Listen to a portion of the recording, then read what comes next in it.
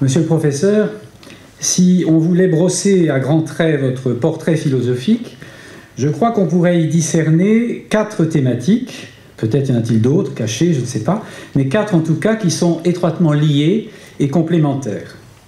Vous êtes d'abord épistémologue, philosophe réfléchissant sur les mathématiques et sur la logique des sciences et la logique dans les sciences. Vous avez publié notamment l'herméneutique formelle dès 1991, le constructivisme non standard en 1999 et plus récemment en 2008, une philosophie des mathématiques qui ne manquera pas, je crois, de retenir l'attention des scientifiques et de tous ceux qui s'intéressent aux mathématiques parmi nous. Vous avez même confié votre point de vue plus personnel l'année suivante, en 2009, avec un ouvrage qui s'intitule « Vivre avec les mathématiques » aux éditions du Seuil.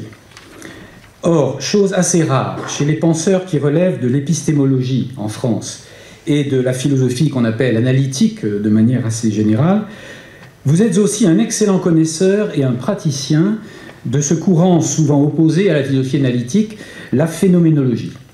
Vous avez consacré plusieurs livres à Husserl, dont le premier en 1998, à Heidegger, 2 ouvrages, en 1997 et 2009, dont un qui s'intitule Heidegger, le mal et la science, à Derrida et, d'une manière générale, à la phénoménologie de langue française.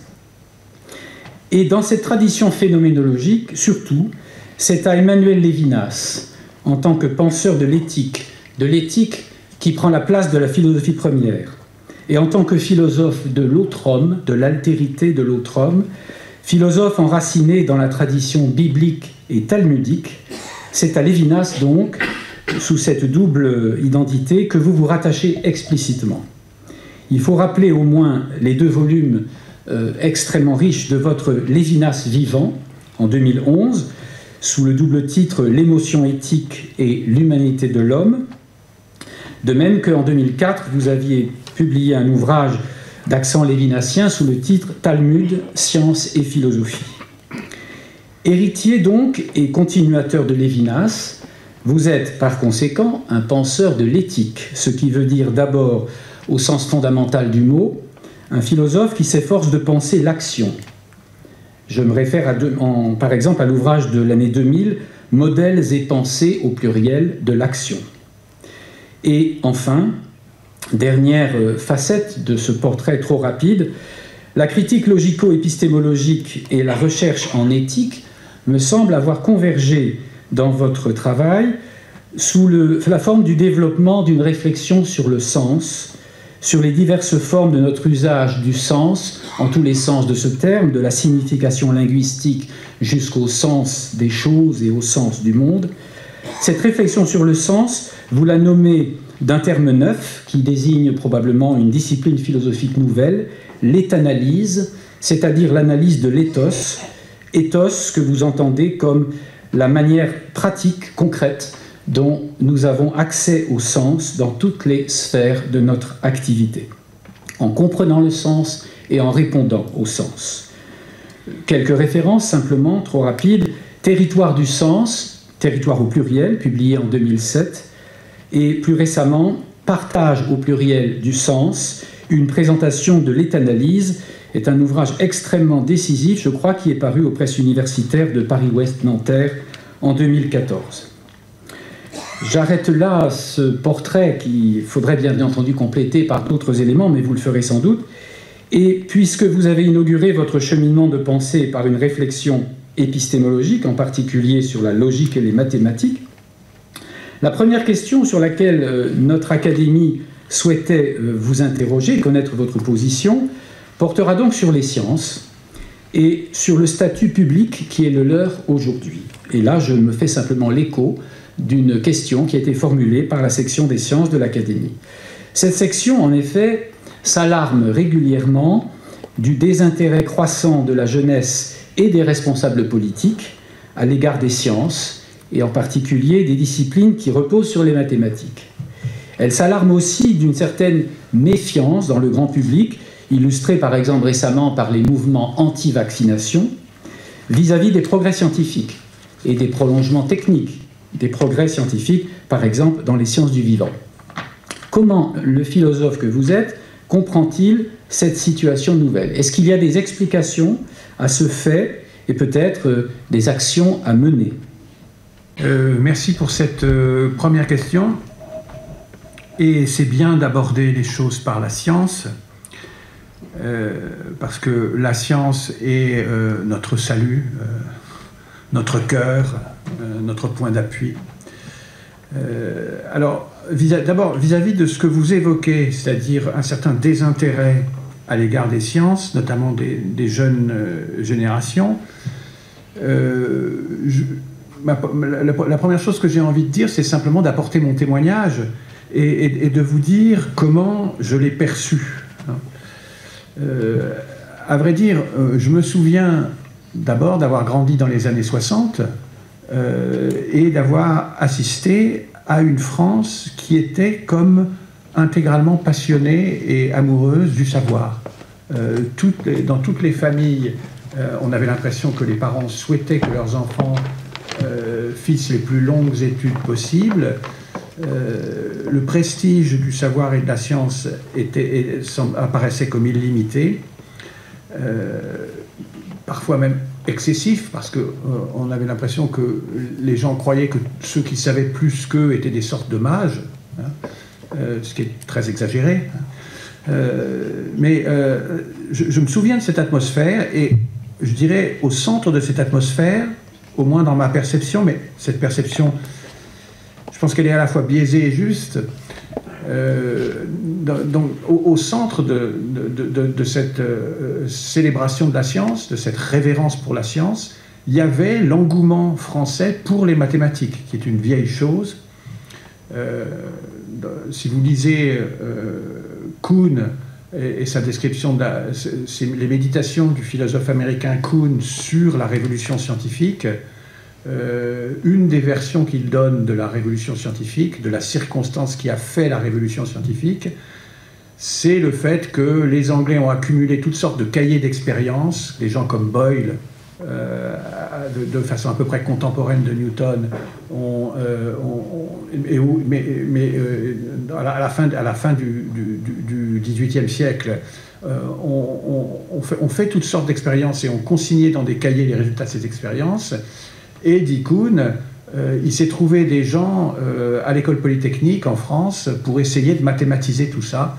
Et dit Kuhn, c'est peut-être ça la vraie origine de la révolution scientifique. Il y a plusieurs hypothèses qui se disputent dans le texte de Kuhn, mais c'est une des hypothèses. Donc on voit déjà la France comme étant le lieu où on veut mathématiser les choses, avec la base qui, à l'époque, est celle de l'école polytechnique. Et vous savez que ça va s'inverser à travers l'aventure d'Évariste Galois. Donc je me souviens que les mathématiques étaient infiniment prestigieuses à l'intérieur du prestige général du savoir et à l'intérieur du prestige plus particulier de la science. Et ce prestige était lié au fait qu'il y avait un succès de l'école mathématique de France complètement incroyable. Et encore aujourd'hui, il se trouve que les Français qui ont obtenu la médaille Fields sont presque dans le même nombre que les Américains, alors qu'il y a une disproportion évidente entre les deux pays et entre les moyens mis en jeu de part et d'autre. Donc voilà l'atmosphère dont je me souviens et dont je pars. Et puis ensuite, je me souviens aussi que, un peu plus tard, dans les années 90, si mon souvenir est exact, a été montée une première opération politico-journalistique qui s'appelait L'avenir des mathématiques, où un certain nombre de mathématiciens français, dont mon camarade de taupe Martin Andler, intervenaient de façon militante pour faire sentir au pouvoir public et à l'opinion en général que la forteresse de notre splendeur mathématique était menacée, que les conditions de son renouvellement n'étaient plus garanties. Et donc à l'époque, ça me stupéfiait, parce qu'il me semblait que brusquement apparaissait comme un pauvre celui que je voyais comme le plus riche. Donc j'avais peine à croire. Et puis ensuite, dans les années s'écoulant, j'ai vu que les effectifs à l'université des étudiants choisissant les mathématiques en L1 et des étudiants choisissant la physique en L1 subissaient exactement la même évolution que les effectifs de ceux qui choisissaient français et philosophie dans les disciplines littéraires. C'est-à-dire que les disciplines fondamentales, que sont les mathématiques et la physique d'un côté, le français et la philosophie de l'autre côté, étaient délaissés de plus en plus. Alors en fait, du côté scientifique, c'est au profit de choses comme sciences de l'ingénieur ou informatique, et côté littéraire, c'est au profit de choses comme médiation culturelle ou art du spectacle, ou des choses de ce type-là. Donc voilà, je constate le phénomène, et dans un premier temps, je n'ai pas grande chose à dire de plus que ce témoignage. Alors maintenant, il y a un deuxième niveau du phénomène que vous avez évoqué en mentionnant les antivax, par exemple, qui est une sorte de défiance des masses, de beaucoup de gens. Hein. Les masses, on ne sait pas ce que ça veut dire. Hein. Chez les maoïstes, le Parti communiste, c'était l'organe qui applique la ligne de masse, mais bon... Il y a toutes sortes d'emplois du mot masse, mais bon, j'ai pas trouvé mieux comme mot pour évoquer un peu n'importe qui. Hein. On sait qu'il y a beaucoup de gens qui éprouvent une sorte de défiance politique à l'égard des sciences, du savoir. Et cette défiance, en fait, elle va se cristalliser sur la personne de l'expert. Alors, il y a là évidemment quelque chose de redoutable.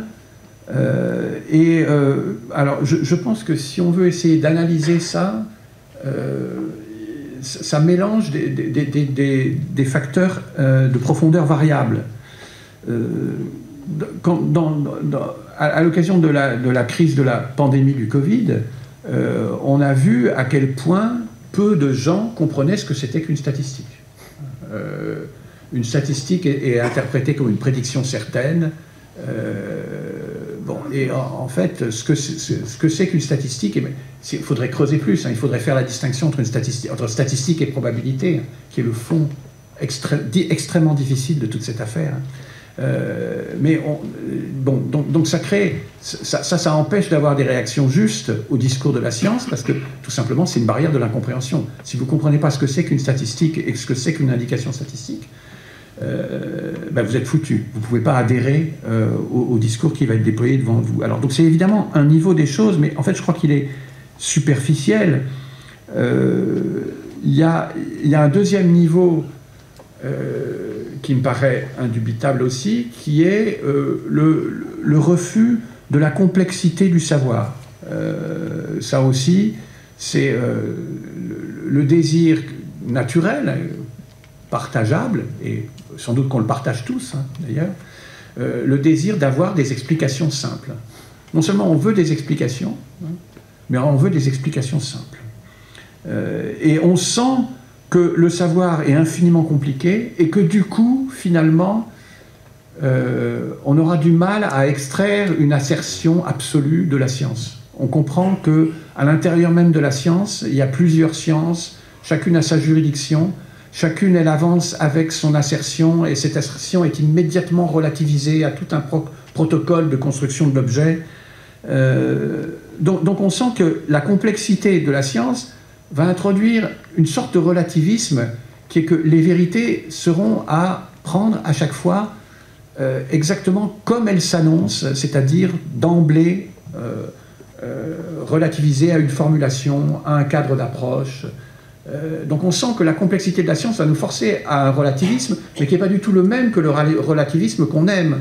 Les gens aiment le relativisme quand le relativisme consiste simplement à dire c'est celui qui dit qui y est, ou qui consiste à décrypter ce que disent les uns et les autres à partir de leur intérêt. Hein. Ça, c'est un relativisme qu'on comprend tous, et on l'aime, hein, parce qu'il nous simplifie le monde. Ça supprime tout mystère à l'opinion insupportable que défend notre beau-frère dans le dîner auquel nous participons. Nous comprenons cette opinion comme opinion qui émane du beau-frère, avec toutes les caractéristiques ethnico-professionnelles que nous projetons sur le beau-frère. Donc ce relativisme-là, ça va. Mais l'autre relativisme, celui de la science, où il faut comprendre à la fois, par exemple, que la mécanique quantique est à la base de presque toutes les grandes technologies contemporaines, et qu'en même temps, à un certain niveau des choses, la mécanique quantique décrit le phénomène microphysique de manière indéterministe. Et il faut comprendre à quel niveau c'est indéterministe et à quel niveau c'est déterministe. Bon. Toujours tout ce qu'on peut comprendre, il faut le relativiser à un niveau. Et ça, c'est très peu agréable.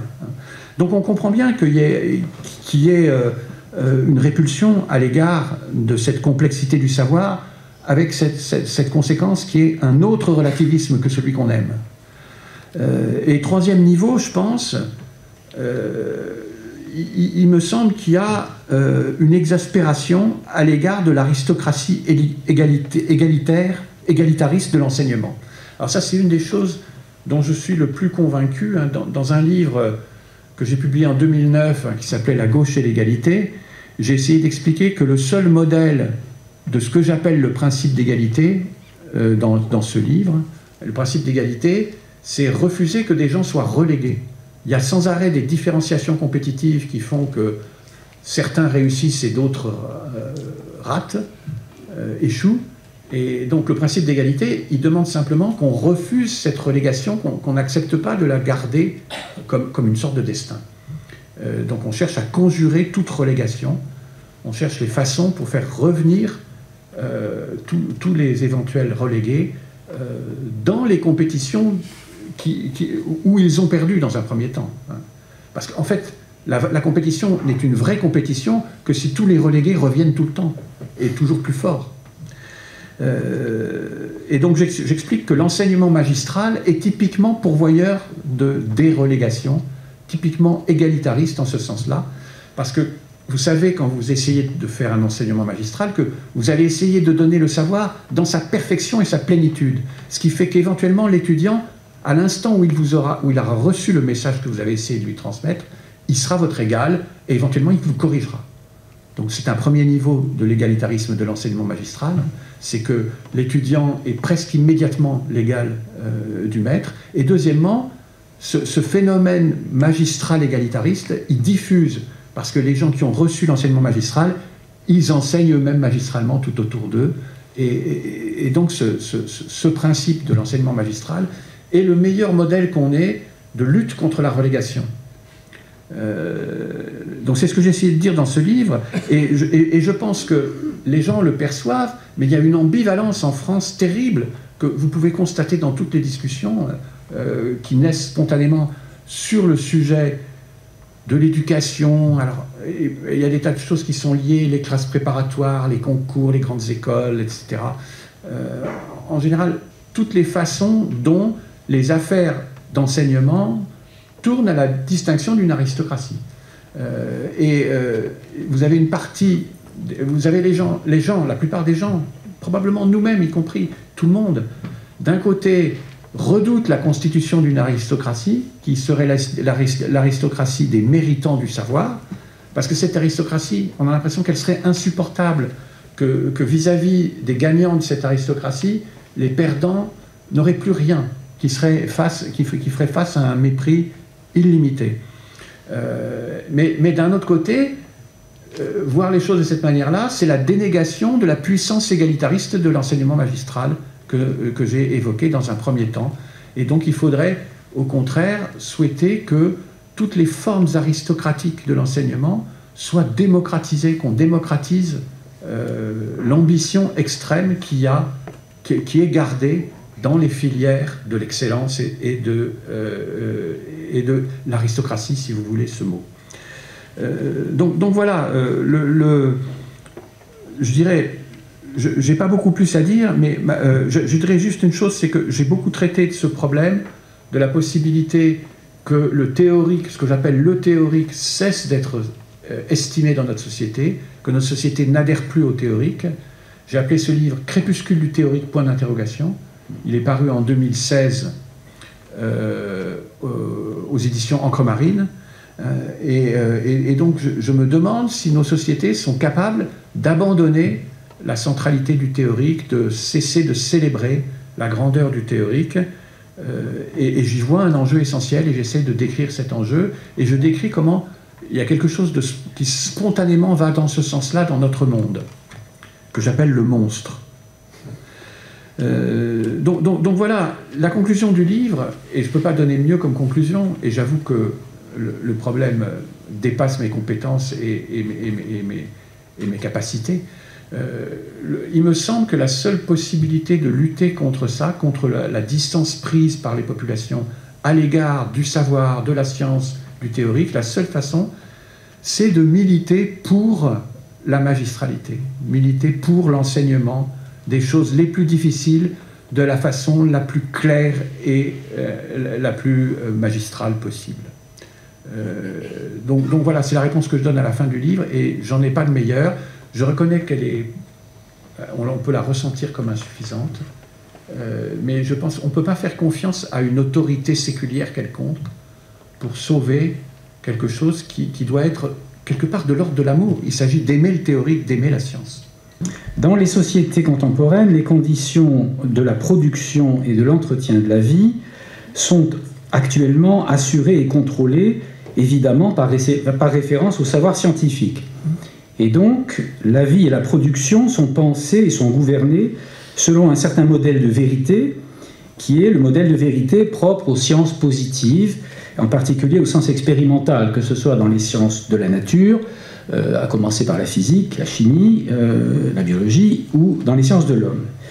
Est-ce que ce contrôle en fonction d'une certaine conception de la vérité n'est pas la source des difficultés considérables que rencontre, en revanche, la pratique de la médecine, et qui rendent si problématiques les controverses autour des règles d'éthique médicale, puisque en éthique médicale, il ne s'agit pas simplement de traduire en action des lois physiques ou chimiques ou biologiques objectives. D'où cette question qui émane de notre section de médecine. Comment voyez-vous la relation entre l'éthique médicale et les valeurs, sans préciser trop lesquelles, mais enfin les valeurs dont peuvent se réclamer parfois ceux que certains sont tentés de qualifier de bien-pensants, de considérer comme relevant de la bien-pensance.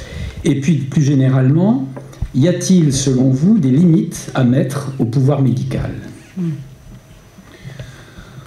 Oui, alors là, en répondant à cette question, je vais largement au-delà de ce que je connais par fréquentation professionnelle sérieuse. Mais le sujet, il est impossible de ne pas avoir envie de répondre néanmoins, ne serait-ce que parce que, justement, il y a eu la circonstance que j'ai déjà évoquée de la pandémie de Covid, et un des effets, pour moi, de cette pandémie, c'est que j'ai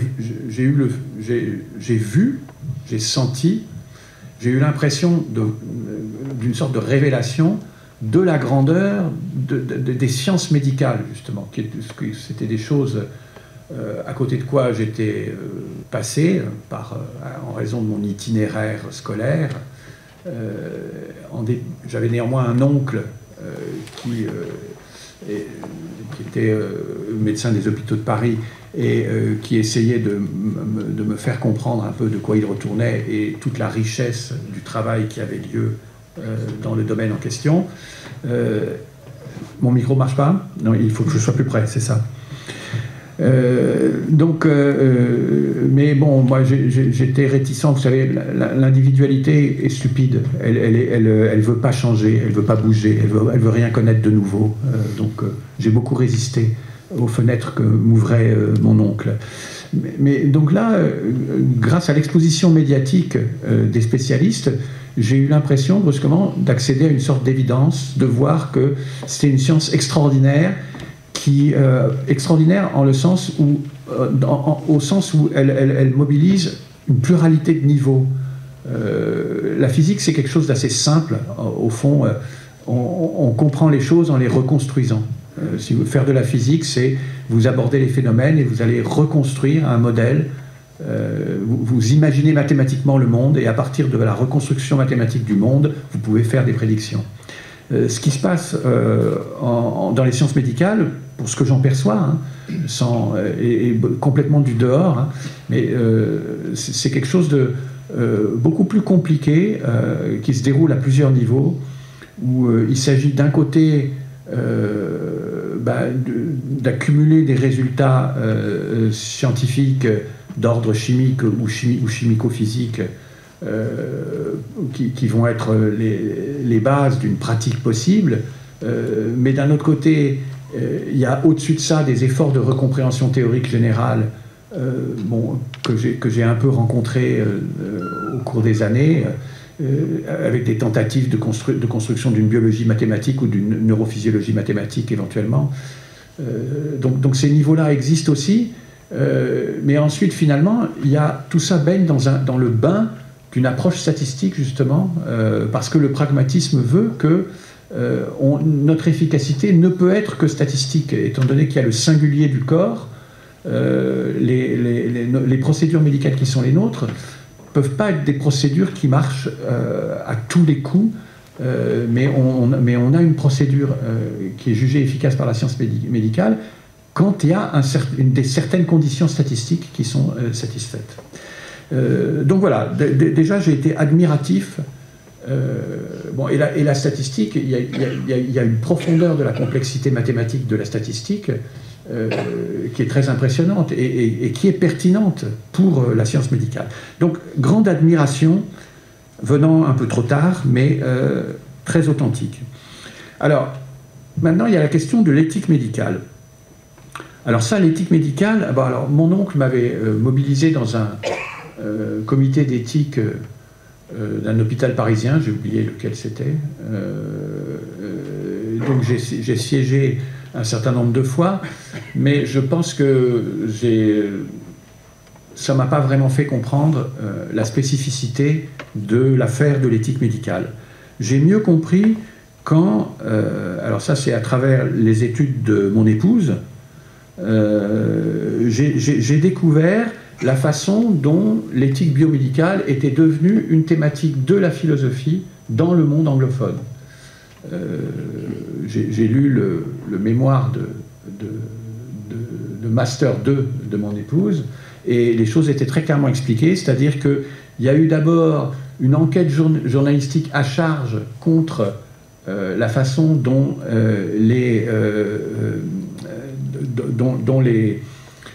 les essais médicaux étaient conduits auprès de populations fragiles dont on disposait sans les consulter, de façon contrevenant complètement au principe qui avait été énoncé par le tribunal de Nuremberg.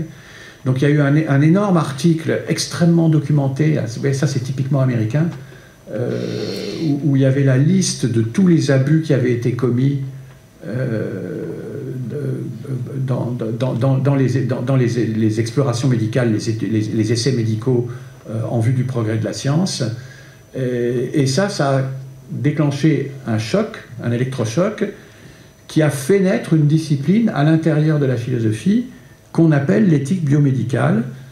Et en fait, ce que ces gens ont essayé de faire, c'est définir des principes moraux à suivre, à la fois dans la conduite des essais médicaux, et d'autre part pour réguler les relations entre médecins et patients, la communication de l'information, les conditions du choix informé, d'un libre consentement. Et donc j'ai pris connaissance un peu de ces efforts de philosophie morale. Moi, le livre que j'ai lu sur le conseil de mon épouse, encore une fois, c'était le traité de Beauchamp et Childress, qui est une espèce de synthèse de leurs recherches à ce sujet, sur l'éthique biomédicale. Et ils essayent de définir une sorte de philosophie morale moyenne qui leur semble être un ensemble de principes qui définissent la moralité pour la sphère médicale. Et leur idée, c'est que les 4 principes qu'ils mettent en avant sont des principes qui sont compatibles avec toutes les théories morales philosophiques léguées par la tradition. C'est-à-dire on retrouverait ces 4 principes à partir d'une éthique conséquentialiste, d'une éthique utilitariste, d'une éthique du devoir à la Kant ou d'une éthique des vertus post-aristotélicienne. Donc ça m'a semblé assez spectaculaire, et j'y ai vu le retour de la philosophie morale. Parce que moi j'ai grandi dans un milieu philosophique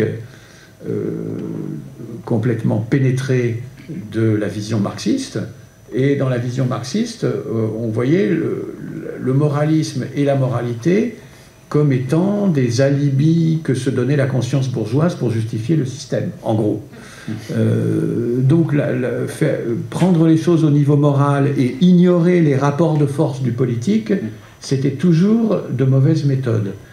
Mais donc là, vous voyez au contraire une attitude outre-Atlantique complètement différente, où si on voyait qu'il y avait des abus, il fallait susciter une philosophie morale. On faisait confiance à une philosophie morale pour encadrer de meilleures pratiques.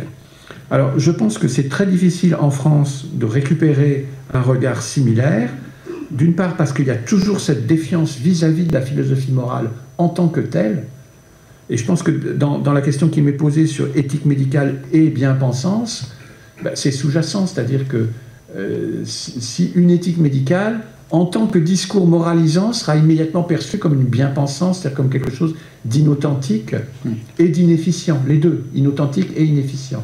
C'est ça ce que nous a le legs de la critique marxiste, c'est cette idée que le moralisme est toujours inauthentique et inefficient. Alors évidemment, si on dit inefficient, ça veut dire qu'on reconnaît quand même le critère moral derrière. On ne l'avoue pas, mais on le reconnaît. Si un discours moral est inefficient, c'est qu'il n'est pas à la hauteur de ses exigences morales, des exigences morales qu'il avoue lui-même, et qu'on semble partager. Donc.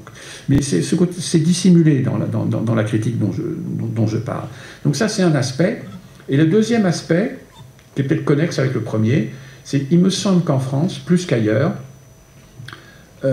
c'est difficile de discuter d'éthique médicale, de chercher une bonne morale pour les pratiques médicales et les pratiques de recherche médicale, parce que on est tout de suite obsédé par le problème des religions.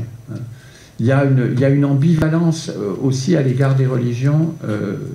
Tout à l'heure, je vous parlais de l'ambivalence à l'égard de l'éducation. C'est que les gens, à la fois, sont contre l'aristocratisme éducatif et ils cherchent à placer leurs enfants dans les bons lycées et les faire entrer dans les grandes écoles. Mais vous avez la même chose vis-à-vis des religions, qui est que les Français, à la fois, spontanément détestent toutes les religions. Ils ont un laïcisme qui est anti-religieux, disons, et en même temps, il y a une fascination.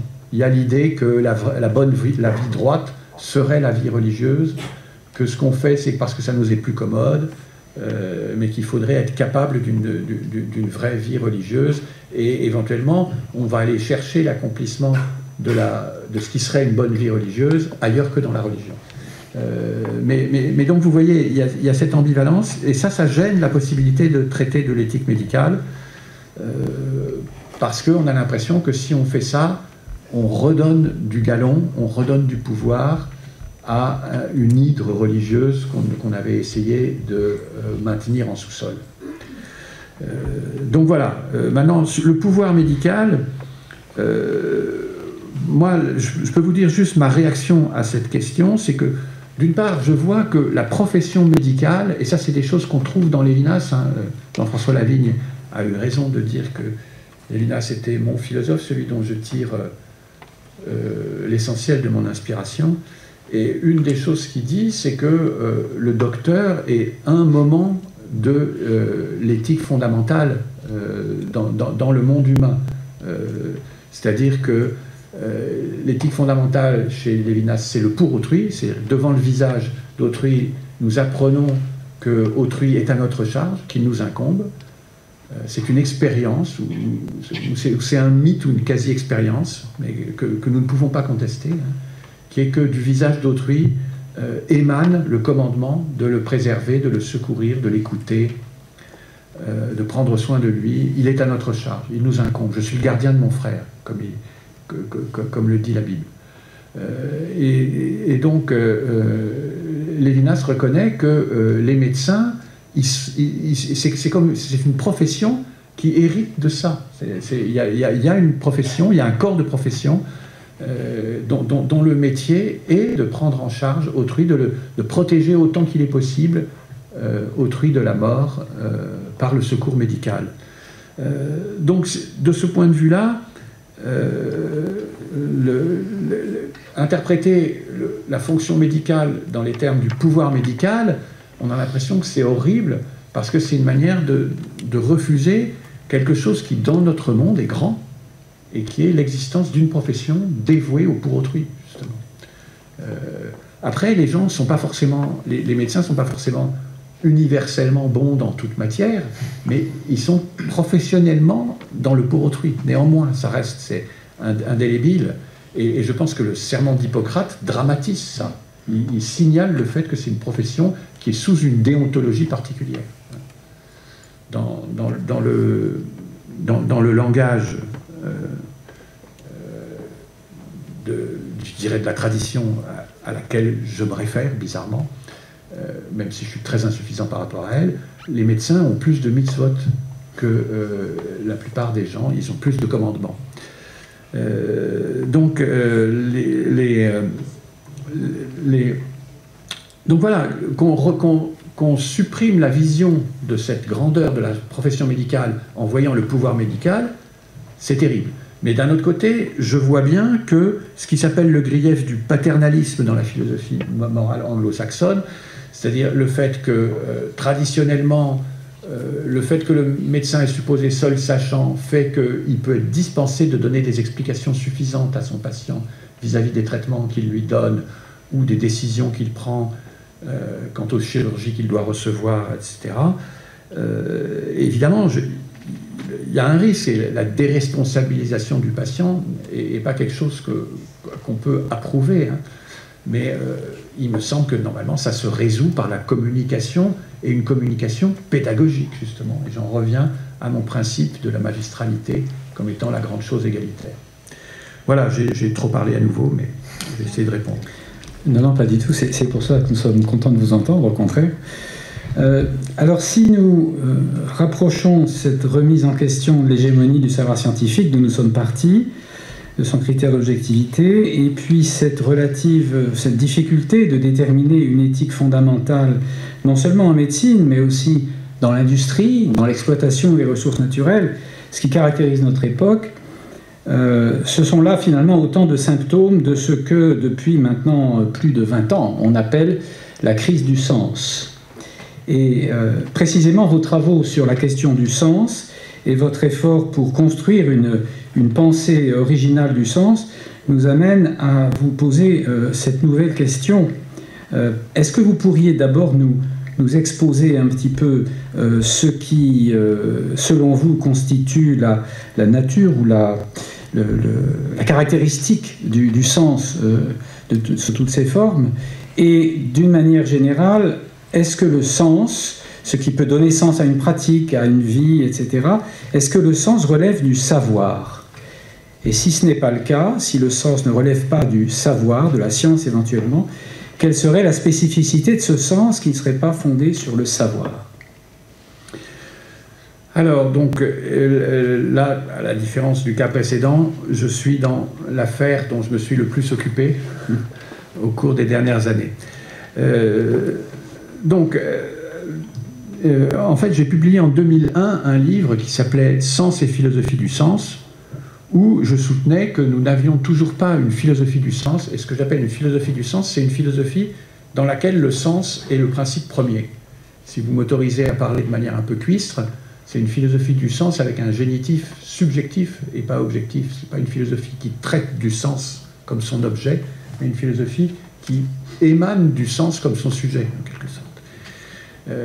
Donc c'est ça que je veux. Moi, je veux une philosophie, ce que j'appelle une philosophie du sens, c'est-à-dire une philosophie où le sens est l'affaire fondamentale, et tout ce que cette philosophie va articuler sera articulé au nom du sens ou depuis le sens. Et donc il faut commencer par comprendre le sens. Alors je ne dis pas à répondre à la question « qu'est-ce que le sens ?», parce que justement, je trouve que cette question contient un biais. Parce que ce qui domine dans la philosophie traditionnellement, c'est l'être et la vérité. Les philosophes essayent de nous dire ce qui est et quelles sont les conditions de la vérité. Comment un discours peut être un discours vrai, c'est-à-dire un discours qui est conforme à ce qui est. Donc si vous examinez les philosophies de la tradition, la plupart du temps, on a l'impression qu'elles parlent tout le temps de l'être, que sans arrêt, elles ont en tête le fait que l'être est la notion la plus générale, et que l'enjeu unique serait celui de la vérité. Et donc une philosophie du sens, c'est une philosophie qui ne sera pas d'emblée au service de l'être et de la vérité. Une philosophie donc, pour laquelle le sens sera l'affaire primordiale. Alors ça veut dire donc qu'elle ne relève pas du savoir. Si la philosophie du sens relevait du savoir, elle serait juste un cas particulier de l'entreprise consistant à rechercher à dire la vérité sur l'être. Donc il est absolument nécessaire que la compréhension du sens que je propose, elle s'émancipe de l'être et de la vérité. Et ce que j'explique dans le livre de 2001, plus précisément, c'est qu'il y a une conception qui domine en philosophie contemporaine quant au sens, et qui voit le sens comme le mode de présentation des objets. C'est-à-dire, nous avons un discours qui peut dire la vérité sur le monde et décrire les relations entre les objets dans le monde, mais chacun de ces objets, il faut qu'il se présente à nous. Et ce qu'on appelle le sens de cet objet, c'est la façon dont cet objet se présente à nous. Et si vous étudiez la manière dont le père de toute la philosophie analytique aborde le sens, c'est-à-dire Frege, le philosophe allemand Frege, eh bien, il arrive littéralement à cette définition, que le sens d'une clause nominale, c'est le mode de présentation de l'objet qu'il y a dans cette clause nominale. Je prends l'exemple de Frege, qui va tout de suite vous rendre ça non mystérieux. Je peux décrire Aristote comme l'élève de Platon ou le précepteur d'Alexandre. Je donne deux sens à Aristote. Quand je l'appelle l'élève de Platon, vous voyez que je me présente à moi-même Aristote comme élève d'un autre. Inversement, quand je regarde Aristote comme le précepteur d'Alexandre, je me présente à moi-même Aristote comme enseignant de quelqu'un d'autre. Donc vous voyez que ce n'est pas le même visage, pas la même figure. On peut comprendre que Frege trouve dans la distinction entre ces deux clauses nominales, qui désignent la même entité du monde, mais ne le présentent pas de la même manière, c'est ça la distinction du sens, et donc le sens c'est le mode de présentation de l'objet. Mais si vous regardez chez Husserl, c'est pas très différent finalement. Le sens, c'est l'intentionné comme tel, c'est l'objet intentionné comme tel, c'est-à-dire c'est l'objet envisagé du point de vue de la manière dont notre conscience tend vers lui, dont notre conscience le met en scène en quelque sorte. Donc dans les deux cas, le sens c'est le mode de présentation de l'objet, c'est-à-dire que le sens va être un auxiliaire de la vérité. On va, grâce à la façon dont nos configurations de conscience ou nos expressions linguistiques présentent les objets, on va pouvoir articuler des vérités à leur sujet. Donc, vous voyez que dans cette approche du sens, que j'appelle l'approche référentielle intentionnelle, le sens est subordonné à l'être et la vérité. Et donc, moi, j'essaye de mettre en avant une conception du sens différente, où la circonstance originaire du sens, c'est qu'un message m'atteint et j'ai à le relancer. Quelque chose est reçu par moi comme un message. Le cas le plus simple, c'est que quelqu'un me dit quelque chose, ou je lis une phrase dans un livre ou dans un article. Et moi, j'essaye d'entendre ce qui m'est dit comme cela demande à être entendu. Et c'est ça qu'on appelle comprendre. Comprendre, c'est entendre ce qui nous est arrivé comme message comme cela demandait à être entendu. Et en fait, comprendre, ça ne peut se faire qu'en relançant le message. Et donc, le nouveau diagramme du sens, c'est un message m'arrive dessus, il m'atteint, et il me demande que je le relance conformément à sa demande. Et c'est ça l'intrigue, ce que j'appelle l'intrigue du sens, l'intrigue originaire du sens. C'est cette exigence qui vient des messages que j'ai à les relancer, c'est-à-dire les comprendre. Je développe tout ça dans un deuxième temps dans ce que j'appelle une étanalyse, c'est-à-dire j'essaie de décrire qu'est-ce que c'est partager un sens. Alors, quand vous avez la vision référentielle intentionnelle du sens, qu'est-ce que c'est partager un sens? C'est avoir le même filtre vis-à-vis d'un objet. Vous partagez un sens. Tous ceux qui regardent Aristote comme l'élève de Platon partagent un sens. Tous ceux qui regardent Aristote comme le précepteur d'Alexandre, partage un sens. Et en général, vous pouvez dire que vous voyez bien, bon, je ne vais pas articuler un exemple politique de ça, mais ça serait facile à voir. Hein. Vous voyez bien que, je ne sais pas, la réforme Parcoursup est un exemple. Vous l'appréhendez à travers le filtre de mise au pas néolibérale du système d'enseignement supérieur. Vous pouvez avoir ce filtre-là. Ou vous pouvez... je prends juste cet exemple, pardonnez-le, parce que du coup ça privilégie un camp par rapport à d'autres, et je ne voudrais pas faire ça, mais vous voyez bien que dans le politique, sans arrêt, vous constatez que les mêmes objets sont couverts par d'autres filtres de sens selon la filiation politique qui est la vôtre. Oui, je prends un autre exemple. Une certaine affiliation politique vous fait regarder toute mesure du type RMI ou RSA, vous le regardez sous l'angle de l'assistanat. C'est-à-dire, vous le regardez vous regardez cet objet sous l'angle de la déresponsabilisation du sujet dont qui en est bénéficiaire. Donc voilà, c'est ça, partager un sens, c'est partager un filtre. On a le même mode de présentation de l'objet dans l'approche référentielle intentionnelle. Mais dans l'approche qui est la mienne, partager un sens, c'est être tous ensemble appelés par la même chose. C'est être tous récepteurs du même appel. Hein, puisque la circonstance fondamentale du sens, c'est recevoir un message et essayer de le relancer conformément à sa demande. Partager un sens, c'est être co-récepteur d'un même appel. Et donc, je définis l'état-analyse comme un nouveau type d'investigation. C'est une investigation de la culture, où je cherche dans la culture de quelle façon nous co-entendons des appels. Et je repère dans la culture des mots qui, selon moi, fonctionnent comme des appels, qui ne fonctionnent pas comme des noms communs. Un nom commun analysé par un logicien, vous savez, c'est un terme, ça s'appelle, Quine dira, un terme conceptuel. C'est-à-dire un nom commun, c'est un mot qui se dit de toutes sortes d'individus de la réalité. Par exemple, le nom commun chat se dit de tous les individus chats rencontrables dans le monde. Hein. Le chat de la voisine, mon chat malheureusement décédé, le chat de l'enseignante de mon épouse, etc. Ou un chat de gouttière que vous croisez dans la rue. Donc tout ça, c'est des individus du monde qui tombent sous le terme conceptuel chat. Ça, c'est un fonctionnement des mots. Certains mots de la langue, beaucoup de mots de la langue fonctionnent comme ça. Le mot table, le mot fauteuil, le mot chaise fonctionne de cette façon-là. Le mot automobile fonctionne de cette façon-là.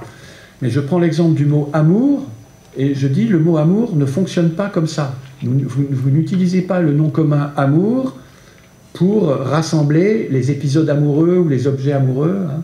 Quand vous faites intervenir le mot amour dans une phrase, c'est plutôt pour signaler une ambiance, un enjeu. Hein. Vous êtes plutôt en train de dire « there is something in the air », comme disait Phil Collins, hein, ou vous dites « il y a de l'amour dans l'air », en d'autres termes. Donc vous utilisez le mot amour pour signaler un enjeu. Là, ce à quoi je pense, c'est l'amour romantique. Et donc j'essaie d'expliquer que nous recevons l'appel de l'amour, c'est-à-dire l'appel à essayer de réussir dans notre vie des relations qui satisfont à l'exigence de l'amour, c'est-à-dire qui sont à la hauteur de l'enjeu qu'il y a dans la notion même de relation amoureuse. Donc voilà, l'état-analyse, elle va mener ce genre d'enquête, et en fait, pour vous donner juste un minimum de détails, ce que je vais faire l'état-analyse à chaque fois, c'est à chaque fois qu'il y a un tel mot, que j'appelle un sollicitant, je vais essayer d'expliciter tous les commandements dont le sollicitant est gros, c'est-à-dire tous les commandements auxquels il faudrait satisfaire, par exemple pour avoir une relation amoureuse qui soit à la hauteur de l'amour. Et donc dans le livre Territoire du sens, j'ai listé 7 prescriptions, 7 injonctions qui sont la table de la loi de l'amour. Mais je fais une état-analyse de la vérité, je propose 6 injonctions qui déploient l'exigence de la vérité. Bon. Donc vous voyez, c'est des investigations qui sont prêtes à décrire comme partage du sens des choses qui n'ont rien à voir avec le savoir. L'amour, c'est connu, c'est pas le savoir. Donc, très clairement, pour moi, l'affaire du sens transcende le savoir. Elle n'est pas sous la... D'abord, il faut qu'elle s'émancipe de l'être et de la vérité, et deuxièmement, les enquêtes qui concernent le sens transcendent le savoir. En revanche, le sens est en dette sur l'éthique, parce que pour que l'affaire du sens tourne, il faut que je comprenne la demande. Il faut que je puisse recevoir un message comme une demande, que j'essaie de relancer ce message conformément à ce qu'il demande. Mais où est-ce que j'apprends la demande? C'est dans l'éthique. Devant le visage, j'apprends l'exigence éthique et j'apprends justement que quelque chose m'est demandé. La charge de mon frère m'incombe. Donc vous voyez, émancipation à l'égard de l'être, de la vérité et du savoir, dépendance, le plus souvent méconnue, à l'égard de l'éthique. Donc mon approche prend vraiment le sens comme transcendant l'affaire du savoir. En même temps, je dois dire qu'il y a pour moi une sorte de mystère, c'est-à-dire malgré tout ce que je viens de dire, il me semble qu'il y a une primauté du savoir vis-à-vis de toutes les formes et les manifestations de l'intelligence. C'est-à-dire que j'ai l'impression que nous avons besoin de l'intelligence. L'intelligence est un des miracles de la vie humaine. Faites le compte des grandes émotions que vous avez pu avoir eues dans votre vie. Et bien, quand vous entendez l'intelligence, c'est une grande émotion. Quand vous la reconnaissez, on a l'impression qu'il y a un truc dont l'humain est capable qui est extraordinaire, quoi. Donc on a besoin de ça, je le ressens. Et il me semble que le savoir et la gymnastique de l'intelligence, tout le monde le sait, personne ne saurait le nier. Il y a un mystère là-dedans. En dépit de tout ce que j'ai dit sur la transcendance du sens à l'égard du savoir, le savoir est l'atelier de l'intelligence, et le savoir a une sorte de privilège de ce point de vue-là. Et je vais vous dire quelque chose d'horrible dont j'ai honte, hein, mais j'y crois néanmoins, donc je suis obligé de le partager avec vous. À l'intérieur de ce mystère, il y a un mystère des mathématiques, c'est-à-dire que les mathématiques sont une espèce de préparation de toute intelligence possible. Personne ne comprend pourquoi et comment, mais il me semble que tout le monde le sait aussi. Voilà. Voilà ma réponse, un peu paradoxale. Merci. Mais justement, j'aurais envie de rebondir sur cet éloge de l'intelligence sur lequel vous terminez, en nous concentrant maintenant sur une forme plus particulière, peut-être la plus radicale de la crise du sens. Qu'en est-il lorsque l'intelligence se heurte à l'absurde, au non-sens? Parce qu'il n'y a pas que les partages de sens, il y a aussi le non-sens. L'absurde ou le non-sens de la souffrance sans motif, le non-sens, par exemple, de la guerre, le non-sens lorsque toute intention éthique échoue pour des raisons contingentes, et plus généralement, le non-sens que l'on attribue ou dont on fait parfois reproche à la science, quand on dit que la science peut expliquer les choses, mais qu'elle est incapable, avec toutes ces explications du monde, de lui donner un sens. Alors, il y a là derrière une exigence de sens qui, je crois, dépasse complètement la diversité des partages de sens dont nous pouvons être les héritiers les uns et les autres, avec toutes nos différences d'éthos. Et cette exigence de sens, comment la comprenez-vous? Est-ce que c'est, d'après vous, une sorte d'interrogation anthropologique universelle, fondamentale, qui habiterait l'homme quel qu'il soit? Ou bien est-ce qu'on doit dire que cette exigence de sens est relative, finalement, à un certain type de culture, à une certaine tradition? Oui, alors bon, là, Jean-François, je suis obligé de remarquer que vous avez doublé la question qui m'avait été donnée à l'avance. Et bon, c'est bien parce que ça enrichit les choses, évidemment. C'est-à-dire, il y a deux questions. Il y a la question de que faire du non-sens, oui, et la deuxième question qui est est-ce que l'affaire du sens est universelle, et ce serait donc un universel anthropologique, ou est-ce que en fait elle est ce niveau est bidon et toute signification est toujours déjà relativisée à une ethnie, à une culture. Donc ça c'est les deux questions, hein. Donc je vais essayer de répondre aux deux.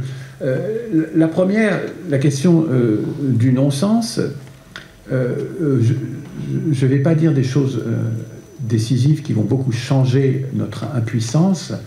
Mais pour moi, il y a deux visages du non-sens. Il y a le non-sens de l'être.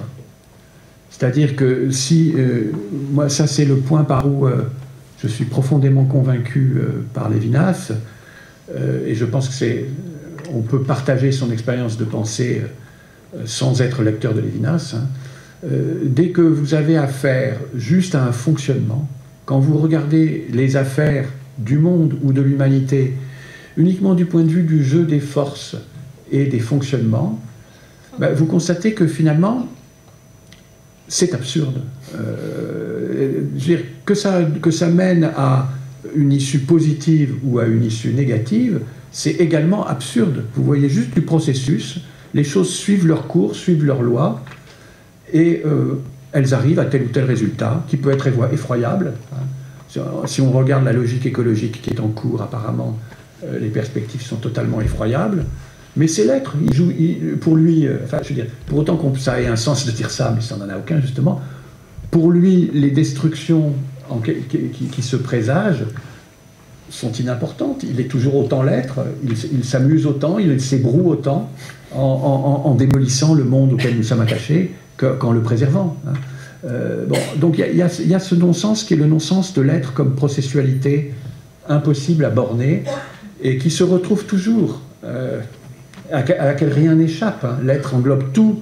Donc il n'y a que ce remue-ménage qui donne des résultats localement bons, localement mauvais, mais c'est la première absurdité. C'est l'absurdité de l'être, simplement. Et nos sciences peuvent au mieux faire le portrait du déroulement de cet absurde. Ajouter un peu de prédiction. Bon. Et puis, il y a un deuxième absurde qui est le mal. Alors ça, c'est pas du tout absurde dans le même sens. Hein. En fait, c'est même pas absurde parce qu'au fond, le mal, la plupart du temps, peut être reconduit à une intentionnalité de façon plausible. Dans beaucoup de cas. Hein. Il y a des cas où on a l'impression que la machine s'est emballée toute seule et où l'absurde du mal se mélange à l'absurde de l'être, finalement. Mais dans beaucoup de cas, le mal est simplement inacceptable, insupportable. Et on voit bien que toutes les philosophies ont reconnu que, là je pense par exemple à l'évocation du mal radical par Kant, notre maître à tous. Donc toutes les philosophies ont reconnu que selon toute probabilité, c'était non éradicable le mal. On a l'impression qu'il revient toujours sous une forme plus vivace, imprévue, inaperçue. On n'avait pas fait gaffe, mais il est là de nouveau, surpuissant. Bon. Donc, je pense. Alors, qu'est-ce qui peut lutter contre ça? C'est toujours la même chose. C'est l'utopie morale. Qu'est-ce qui lutte contre ça depuis le début des temps? C'est l'utopie morale. Il y a certains qui appellent ça le messianisme. Bon, choisissez le mot que vous voulez, hein, mais c'est l'idée qu'on peut projeter un monde qui interdirait le mal, qui lutterait efficacement contre le mal. Donc il faut éduquer l'humanité, il faut trouver une façon de conditionner, en quelque sorte, à la fois sa pratique et sa pensée pour qu'elle n'entre plus dans les possibilités du mal. Mais bon, je connais des propositions, mais je ne vais pas défendre quoi que ce soit en la matière devant vous. Alors donc maintenant, j'en viens au deuxième point, qui est l'histoire de l'universel et du culturel. Alors, très clairement, dans ma philosophie, le sens est l'affaire centrale, l'affaire décisive, et donc c'est l'affaire philosophique. Soit je dégage quelque chose qui est avant l'être et avant la vérité, et qui va inspirer toute philosophie, soit je décris les partages du sens qui sont les nôtres, et chacun de ces partages du sens, ça offre la possibilité d'un accomplissement infini pour l'être humain. Si vous suivez un des sollicitants, si vous écoutez l'appel d'un des sollicitants, et si vous essayez d'être adepte de ce sollicitant, c'est-à-dire de respecter les injonctions qui vont avec lui, eh bien, vous allez avoir un approfondissement infini qui s'ouvre devant vous. Donc chaque ethos est un mode d'infinitisation pour l'humanité. Donc tout ça, c'est l'universel positif de l'humain, en quelque sorte. Ces affaires du sens et ces voies d'infinitisation offertes par les ethos. Et je dirais que moi, l'approche qui serait la mienne, ce serait de comprendre les cultures à partir de ça. C'est-à-dire, je ne comprends pas les cultures simplement à partir du coléré latin. Vous savez, colérer, ça veut dire cultiver. Hein. Donc on a l'impression que la culture, c'est toute la pratique humaine, elle est productrice de culture par elle-même en permanence. Dans cette vision de la culture, la pratique humaine, elle est toujours pratique du symbole et elle n'arrête pas d'élaborer des contenus culturels. Donc on serait en train de faire de la culture et de développer de la culture à tout moment de la journée et de toutes les façons possibles et imaginables. Il y a cette vision qui est une vision que je crois on a tous un peu spontanément. Hein. Mais bon, moi je veux insister plutôt sur l'autre aspect de la culture qui est l'aspect appel, infinitisation, vectorisation pour la vie humaine. Et il me semble que dans le livre de 2001, j'essaie de décrire la façon dont le sens donne lieu à complexité, comment il se sédimente entre un certain nombre de gens que j'appelle les ILS, ILS au pluriel, donc c'est dans une communauté toujours, hein.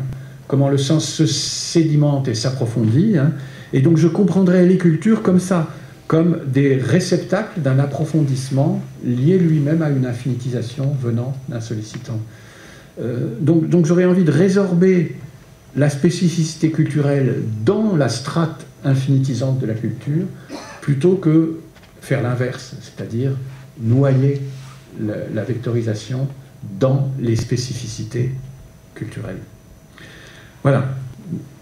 Merci pour cette réponse très claire. Et nous allons aborder maintenant un peu la dernière phase de notre interrogation au nom de l'Académie, de la part de l'Académie, puisque vous avez d'une part apporté un ensemble de réponses et puis que vous nous avez aussi expliqué quel était le projet original de votre propre philosophie, hein, l'éthanalyse. Ça nous donne peut-être envie de prendre un peu de recul et de vous poser maintenant une question à caractère historique. Pour beaucoup d'entre nous, il y a un certain souvenir d'une époque de la philosophie en France.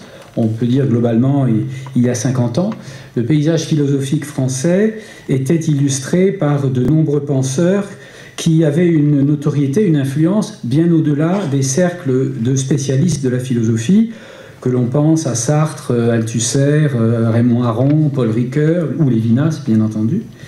Et aujourd'hui, nous sommes dans une génération différente. Comment vous apparaît aujourd'hui le paysage de la philosophie en France? Est-ce que vous identifiez des tendances, des protagonistes? En dehors du phénomène médiatique d'un Bernard-Henri Lévy, par exemple, hein, est-ce que certains vous paraissent pouvoir jouer un rôle dans la société? Alors, bon, la question, là, cette fois-ci, je peux dire que elle m'est agréable parce que, évidemment, je m'intéresse à la philosophie en France. Je ne peux pas ne pas m'y intéresser. Mais évidemment, c'est très difficile d'évaluer dans une réponse parce qu'on est juge et parti. Donc, on se sent mal placé. On a l'impression qu'à défaut du recul, on va dire des choses inexactes et on va dire des choses qui exprimeront juste le fait qu'on est partisan de soi contre les autres.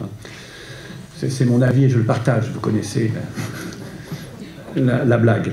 Donc je voudrais essayer d'éviter ça. Je ne sais pas jusqu'à quel point je peux le faire, mais donc je joue le jeu.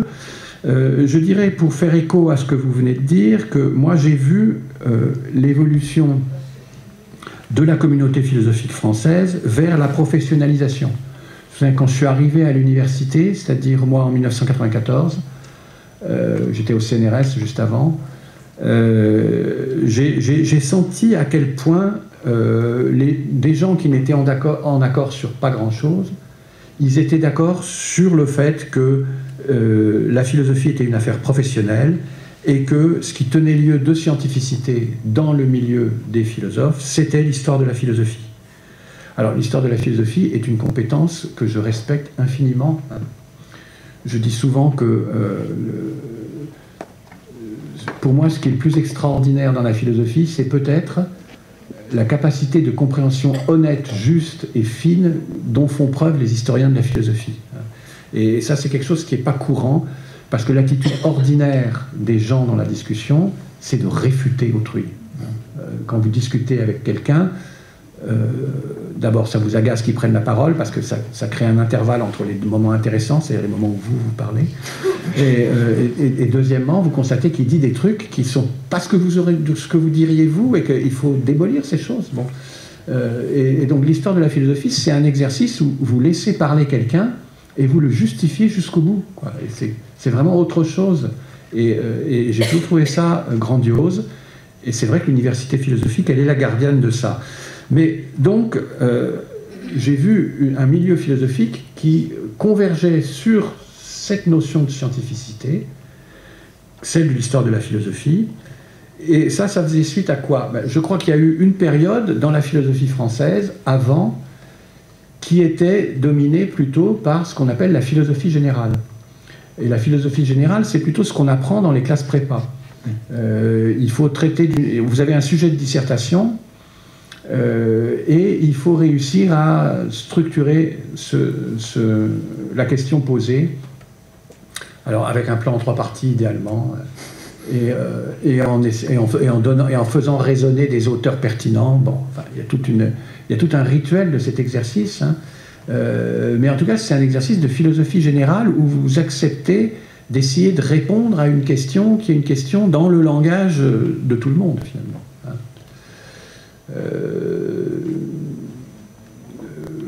Je sais pas, peut-on être libre si on opprime quelqu'un? Bon, voilà un sujet général, hein, et vous avez essayé de répondre à ça.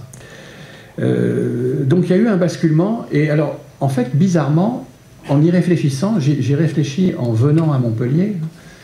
Il me semble que si on prend les gens... Alors, vous savez que mon collègue et ami Frédéric Worms a écrit un livre qui s'appelle « Moments de la philosophie en France », qui est paru aux éditions du Seuil, et qui décrit 3 grandes époques de la philosophie en langue française dans l'Hexagone, qu'il appelle le moment de l'esprit, le moment de l'existence et le moment de la structure. Le moment de l'esprit, c'est les années 1900-1930 en gros, et les figures dominantes sont celles de Bergson et Brunswick. Le moment de l'existence, c'est plutôt 1930 jusqu'à 1960-70. Bon, chaque fois, c'est à peu près 30 ans, c'est entre 30 et 40 ans chaque moment. C'est dominé par Sartre, en fait. Mais Frédéric Worms analyse plusieurs autres auteurs qui s'installent dans le moment de l'existence, comme Cavaillès, comme Bachelard, comme Simone Weil. Il est très convaincant pour montrer que les contributions de la philosophie dans cette époque-là, Merleau-Ponty bien sûr, elles sont toutes des réponses aux problèmes de l'existence, ce qu'il appelle le problème de l'existence. De même qu'avant il y avait le problème de l'esprit, et ensuite il y a le problème de la structure, et le problème de la structure, c'est les philosophes que moi j'appelle les philosophes de la French thought, pensée française, vous le dites en anglais, hein. Je les appelle comme ça parce qu'il me semble que l'unité de leur travail a été vue d'abord dans les campus anglophones, en Australie, en Angleterre, aux États-Unis, au Canada. Et donc, c'est les auteurs, c'est Derrida, Deleuze, Foucault, Lyotard, Althusser. Les philosophes de ce moment, c'est ces 5-là, en fait. Et donc, ces gens-là, ils font déjà un travail qui est, pour une part, d'histoire de la philosophie. Si vous regardez leurs livres, vous verrez qu'il y a beaucoup de commentaires. Une des boîtes à outils fondamentales de leur travail, c'est d'utiliser des auteurs et des textes d'auteurs lus. Mais en même temps, ils articulent une philosophie personnelle et finalement, ils défendent une certaine forme de subversion. Tout ça à la fois. Et donc moi, j'ai été formé par ces gens-là.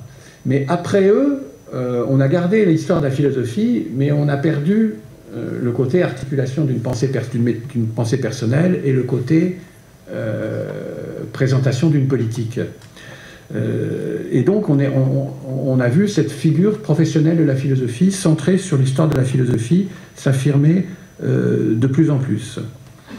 Alors moi j'ai été éduqué par la French Thought, hein, j'ai été éduqué essentiellement par Jean-François Lyotard qui était mon maître, et je l'ai vu disparaître du champ français un peu. Enfin, elle a perdu le prestige extraordinaire qui était le sien dans les années 60-70. Et puis, elle s'est en même temps internationalisée. C'est-à-dire que des années après, j'ai été invité à un congrès de philosophie continentale en Australie, à Sydney, et il y avait là 200 spécialistes, des universitaires et des étudiants écrivant leur doctorat ou écrivant leur master, et ils parlaient tous de ces auteurs que moi j'avais tous personnellement rencontrés, et j'étais le seul français, et ils n'avaient pas besoin de moi en fait. J'ai découvert l'internationalisation. Alors, il y avait des gens qui faisaient des interventions en discutant la qualité de la traduction, en disant que la traduction anglaise était fautive sur tel ou tel point, et donc ils évoquaient le français. Donc c'était très gratifiant, mais en même temps, je me sentais dépossédé, quoi. Mon univers était devenu australien. Et j'ai constaté depuis que ça fonctionne comme ça. Il y a un colloque Deleuze par an, chaque fois dans une autre cité du monde, qui rassemble des masses de gens incroyables. Derrida est lu par un nombre de gens incroyables. Tous ces gens-là ont été intégralement traduits. On a tous découvert que Foucault était l'auteur le plus cité de toute l'histoire de la pensée, devant Lénine et devant la Bible, si j'ai bien compris. Donc, extraordinaire succès international de cette philosophie, mais en même temps, nous avons fait l'expérience que, sur le plan académique, ce genre de philosophie est complètement perdant. C'est-à-dire que presque partout dans le monde, ce qui définit la philosophie au sens académique, c'est la philosophie analytique, c'est-à-dire la philosophie telle qu'elle a été réinventée par Frege et Russell au début du XXe siècle. C'est ça qui définit ce qu'on appelle philosophie. Presque partout, et même chez nous en France, une moitié du marché est occupée par cette philosophie.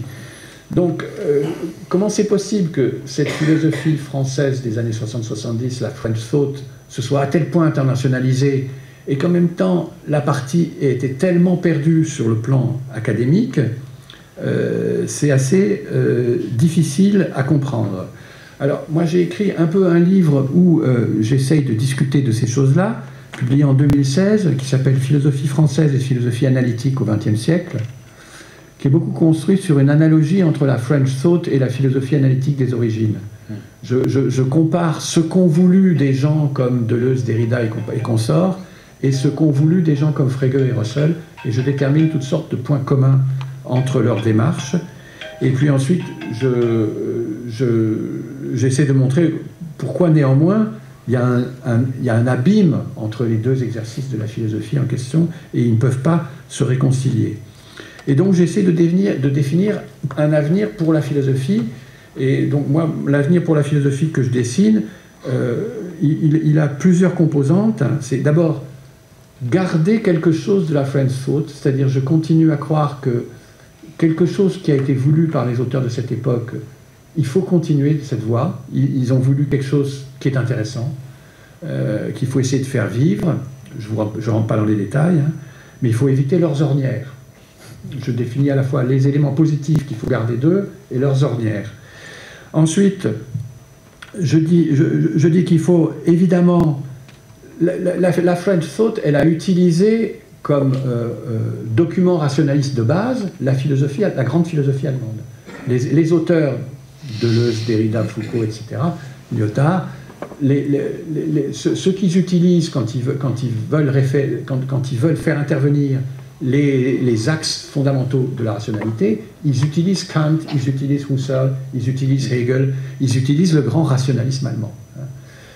Aujourd'hui, il faut continuer à utiliser ce grand rationalisme allemand, qui à mon avis est méconnu, qui est une chose extraordinaire, elle aussi, mais il faut aussi utiliser le grand rationalisme analytique.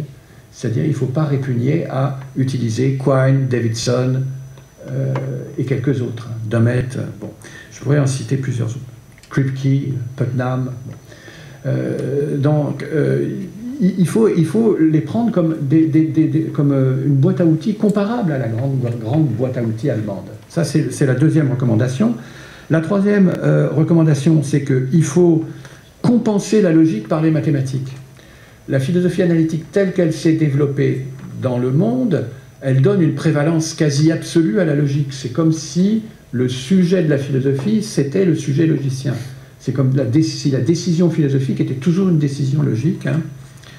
Donc c'est l'idée qu'avec la logique, on a, en particulier grâce aux grandes découvertes qui ont été celles de Frege et Tarski au début du siècle, on a maintenant une belle logique bien formalisée, parfaite, avec laquelle on peut aborder toutes les questions. Alors je pense qu'il faut corriger cet excès de valorisation de la logique par la mathématique.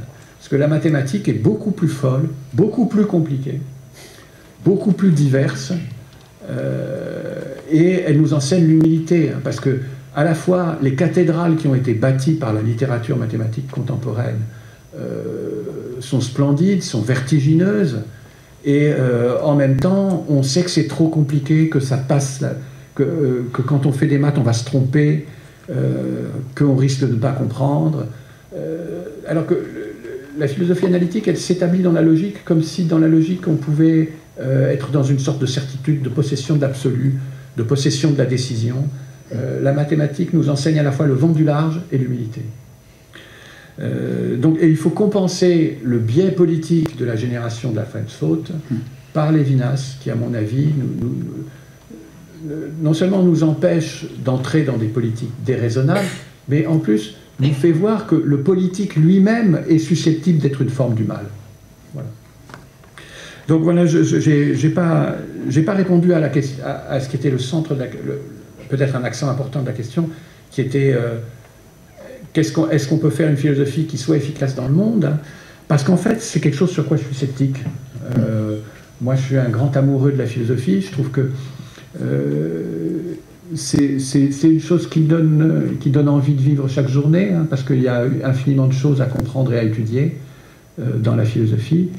Mais savoir si parce qu'on comprend à peu près la déduction transcendantale kantienne et qu'on comprend la sémantique logique de Tarski, est-ce que ça nous permet de dire quelque chose d'intelligent sur la guerre en Ukraine? Je ne crois pas. Voilà. Merci beaucoup pour cette réponse riche. Et je vais donner la parole pour une ultime question à notre président Sidney Aufrère, qui va clore donc ainsi l'interrogation par l'Académie.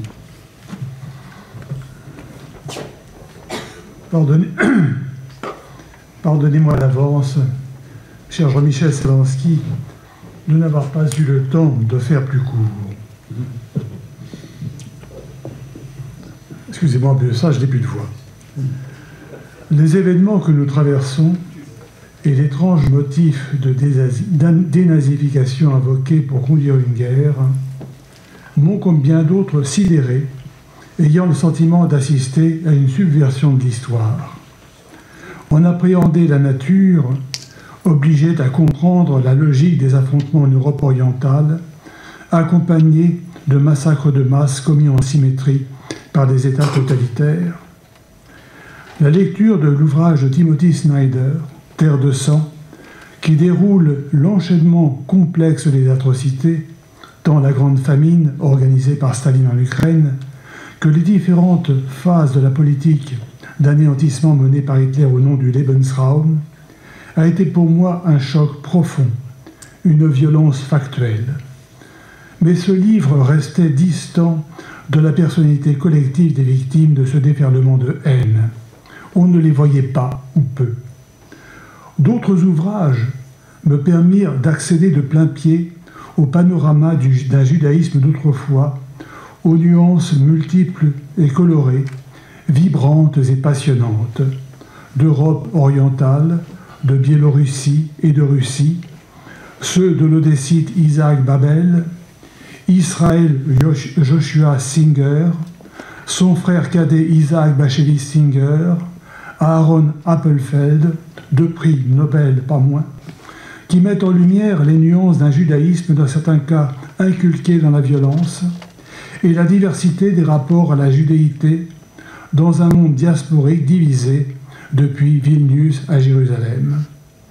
Parmi ceux-là, la lecture du roman d'Israël Joshua Singer, je vous dis ces dates parce que c'est important, 1893 à 1944, La famille Karnowski, publié en 1943, je souligne, qui raconte l'histoire sans concession sur 3 générations d'une famille juive polonaise émigrée en Allemagne, m'a fait soudain prendre conscience de l'insouciance d'un monde juif bigarré, dont les composantes, à l'aube où la peste brune commence à souffler ses miasmes, se croient intégrées dans la société allemande.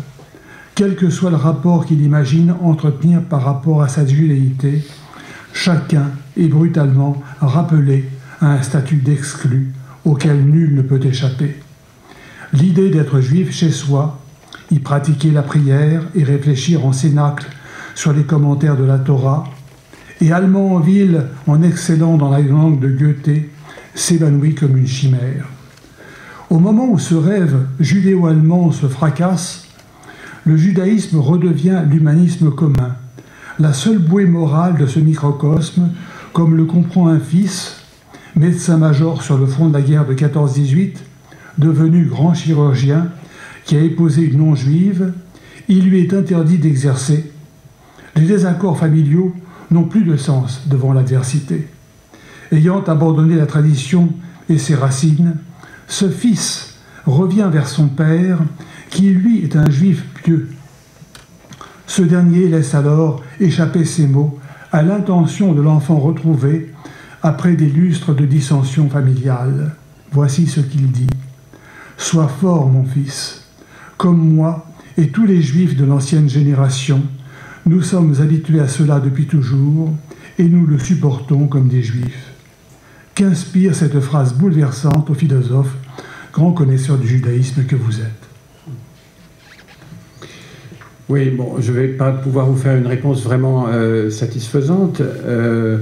La chute de votre intervention, qui est largement historique, elle pose la question de la capacité de supporter les vagues successives de l'antijudaïsme.